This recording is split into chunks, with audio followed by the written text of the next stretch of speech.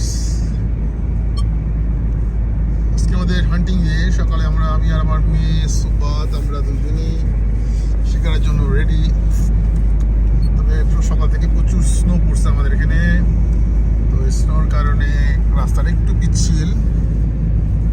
এখানে টেম্পারেচার অবশ্য খুব একটা কম না, মাত্র -1 চলতেছে এখন সকালে।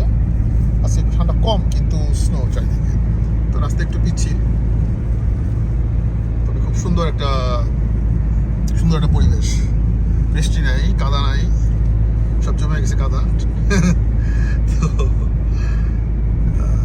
দেখা যাক আজকে আমাদের হান্টিং কি অবস্থা হয়। শিকারের ভালোই হবে ইনশাল্লাহ, প্রত্যেকদিন ভালোই হয় আমাদের শিকার।